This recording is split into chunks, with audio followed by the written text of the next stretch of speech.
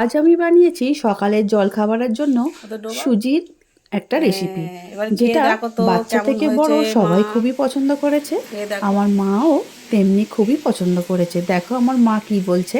কেমন হয়েছে। খুব ভালো। খুব ভালো হয়েছে। খুব সুন্দর। আর বন্ধুদের বলো যে তোমরাও বানিয়ে খাবে। তোমরা মানে এইরকম করে বানাবে, খেয়ে দেখবে, খুব সুন্দর। খুব তারপর সুন্দর। বলো কেমন লাগলো তোমাদের। ব্রেকফাস্ট জানাবে।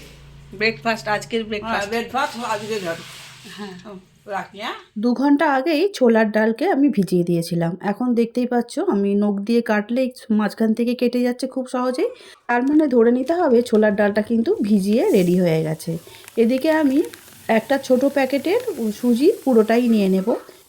পুরো সুজিটা ঢেলে দেওয়ার পরে এর মধ্যে দিয়ে দেব স্বাদ অনুসারে নুন, আর গরম জল আগে থেকে করে নিয়েছি। সেই গরম জল দিয়ে সুজিটাকে একটা ডো বানানোর জন্য অল্প অল্প জল দিয়ে মাখতে থাকবো।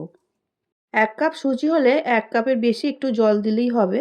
তবে যদি মনে হয় যে অনেকটা পাতলা হয়ে গেছে, তাহলে কিন্তু এখানে একটু ময়দার ব্যবহার করলেও করতে পারো। তবে খুব বেশি নয়, 2 থেকে 3 চামচ ময়দা দিলে দেওয়া যেতে পারে। সুজিটা তো একটু বাড়বে, সেই জন্য আমি একটু মেখে নিয়ে ঢাকা দিয়ে রেখে দেব 3-4 মিনিটের জন্য। সুজিটা একটু মাখা থাক ঢাকা দিয়ে। তারপরে এদিকে ডালটাকে আমাদের এখন মিক্সিতে গুঁড়ো করে নিতে হবে। মিক্সির বাটি নিয়েছি, নিয়ে এবারে ছোলার ডাল এর মধ্যে যতটা ধরে সেই অনুযায়ী নিয়েছি। বড় মিক্সির বাটিটা নিলে একসঙ্গে সমস্ত ডালটাই একসঙ্গেই বাটা হয়ে যেত। নিয়েছি 3টে কাঁচা লঙ্কা, 7-8টা গোটা রসুন, একটু 1 গাঁটের মতো একটু আদা, আর নিয়েছি 1/2 চামচ জিরে। তারপরে দিলাম পরিমাণ মতো নুন, আর 8-10টা গোটা গোলমরিচ নিয়েছি। ঝাল অনুযায়ী সেটা নিজেদের ভেবেচিন্তেই নিতে হবে। এবারে সব কিছু দেওয়া হয়ে গিয়ে ভালো করে মিক্সিতে বেটে নিয়েছি। তারপরে যে বেটে রাখা ডালটা একটা বোলের মধ্যে তুলে নিচ্ছি। এবারে এর মধ্যে দিয়ে দেব অল্প একটু নুন, চিনি, আর দেব হলুদের গুঁড়ো, গরম মশলার গুঁড়ো, আর চাট মশলা। সমস্তটাই ডালের পরিমাপ অনুযায়ী দিতে হবে।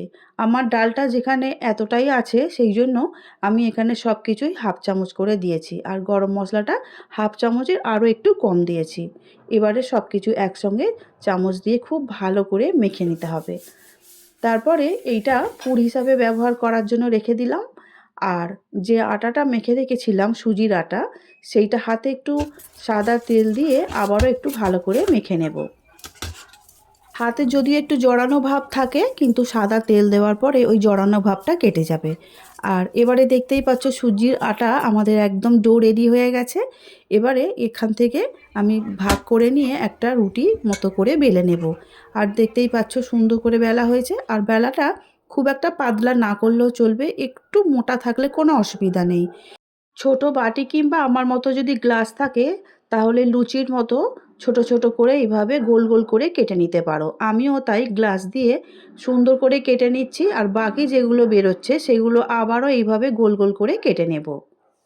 নমস্কার বন্ধুরা, শ্রাবণীর পাকঘরে সবাইকে স্বাগত জানাই। আশা করি তোমরা সবাই খুব ভালো আছো, আমিও ভালো আছি।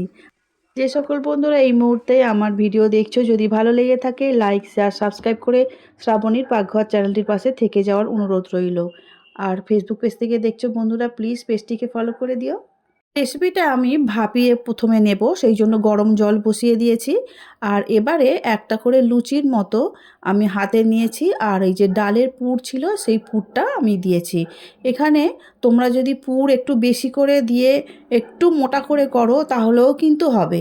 আমি একটু চেপে চেপে দিচ্ছি, যাতে পুরটা একটু কমই লাগছে আমার চোখে, কিন্তু তোমরা চাইলে একটু বেশি বেশি করে পুর দিয়েও পিঠের মতো এই ব্রেকফাস্টগুলো বানিয়ে নিতে পারো। খুলে যাওয়ার কোনো ভয় নেই, ভাপানো হয়ে যাবার পরে একদম চেপে যাবে, আর একটুও ভেঙেও যাবে না, কোনো ভয় নেই। পিঠের মতো ব্রেকফাস্টগুলো দারুণ খেতে হয়, আমার মায়ের মুখে নিশ্চয়ই শুনেছো। খুবই ভালো লেগেছে, বাড়ির বাচ্চারাও খুবই পছন্দ করেছে।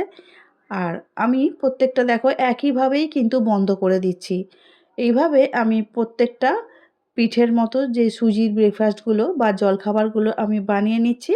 তারপরে এদিকে জল ফুটে উঠলে ওই যে থালা আছে, যে থালায় অনেকগুলো ছিদ্রযুক্ত থালা, ওই থালার মধ্যে তেল লাগিয়ে নিয়ে আর একটু ভাপিয়ে নেব 5 থেকে 7 মিনিটের জন্য করে। খুব বেশিক্ষণ সময় লাগে না, 15 মিনিট সময় দিলেই এই রেসিপিটা খুব ভালোভাবেই তৈরি হয়ে সব রকম যায়। দেখাতে হবে। তেলটা দিয়ে দিচ্ছি এই কারণে যাতে চট করে সিদ্ধ হয়ে যাবার পরে মানে ভাপিয়ে নেবার পরে থালা থেকে অনায়াসে ছেড়ে চলে আসে। আর সেই জন্যই আমি তেলটা মাখিয়ে দিয়ে একটু ফাঁকা ফাঁকা ভাবে রেখে দিতে হবে, কারণ যদি সিদ্ধ হয়ে যাবার পরে একটু তো নিশ্চয়ই বাড়বে, তাহলে গায়ে গায়ে লেগে যেতে পারে। তবে গায়ে লাগার কোনো চান্স নেই, আমি এটা বানিয়ে দেখেছি, কোনো ভয়েরও কারণ নেই। ব্যাস এবারে জলের মধ্যে বসিয়ে দিলাম, দিয়ে ঢাকা দিয়ে দিচ্ছি। একদম 5 থেকে 7 মিনিট খুব ভালোভাবে সিদ্ধটা করে নেব। ঘড়ি ধরে 5 মিনিট পরেই আমি ফিরে আসলাম। ঢাকাটা খুলে ভালো করে হাত দিয়ে দেখে নিলাম যে ওপরের দিকটা হাতে একটুও চটচট করছে না, আর একদম ওপরটা চকচকে হয়ে গেছে। সেই জন্য খুন্তি দিয়ে আমি আস্তে আস্তে ভালো করে একটু নাড়িয়ে দিলাম। দেওয়ার পরে একটা প্লেটের মধ্যে তুলে নিচ্ছি। আর এতটাই সুন্দর হয়েছে, কেউ কারোর গায়ে লেগেও যায়নি, সুন্দরভাবে সুজির জলখাবারগুলো কিন্তু ভাপানো হয়ে গেছে। এবার একটা প্লেটের মধ্যে তুলে নেবার পরে বাকি যেগুলো আছে সেগুলো আমি আবার ভাপানোর জন্য একইভাবে দিয়ে দেব। অফিস কিংবা স্কুলের টিফিনের জন্য এইভাবে বানিয়ে দিতে পারো, বা বাড়ির সবার জন্য এইভাবে যদি রেসিপিটা বানানো যায় তাহলে মন্দ হয় না, খেতেও ভালো লাগে আর অনেকক্ষণ পেটটা ভর্তি থাকে। দেখো আমার সমস্তগুলোই কিন্তু ভাপানো হয়ে গেছে আর খুব সুন্দর দেখতে হয়েছে, তাই না? হ্যাঁ, আমার প্রত্যেকটা জিনিস কিন্তু সুন্দরভাবে সিল হয়েছে, একটাও ভেঙে যায়নি, দেখতেই পাচ্ছ। এবারে চলো এগুলোকে একটু অল্প করে তেল দিয়ে ভেজে নিতে হবে। একদম কম তেল দিলেই হবে, বা এখানে তোমরা ঘি দিয়েও এটা ভেজে নিতে পারো। আমি এখানে সাদা তেল 3 চামচ দিয়েছি, আর দিয়েছি 1 চামচ সর্ষে, আর এবারে দেব কিছু কারি পাতা। আর কালারটা একটু ভালো হওয়ার জন্য বা একটু দেখতে ভালো হওয়ার জন্য একটু কাঁচা লঙ্কা লাল লাল দেখে ছোট ছোট করে কেটে রেখেছি, ওগুলো এর মধ্যে দিয়ে দেব। সর্ষে আর কারি পাতাটা একটু ভালো করে ভেজে নিচ্ছি। আর যখনই সুন্দর গন্ধ চলে আসবে ঠিক তখনই আমি ওই ছোট ছোট করে কেটে রাখা কাঁচা লঙ্কা লাল লাল ওগুলো দিয়ে দেব। তারপরে এটাও একটু নাড়াচাড়া করে নেব। এবারে দিয়ে দেব হিং। হিংটা দিলে খুব ভালো সেন্টটা হয় আর খেতেও ভালো লাগে, সেই জন্য আমি এখানে হিঙের ব্যবহারটা করছি। যেহেতু ছোলার ডালের রেসিপি, হিংটা কিন্তু খুব যাবে। খুন্তি দিয়ে নাড়াচাড়া করতে করতে কারি পাতাগুলো একটু ছোট ছোট করে ভেঙে নিচ্ছি।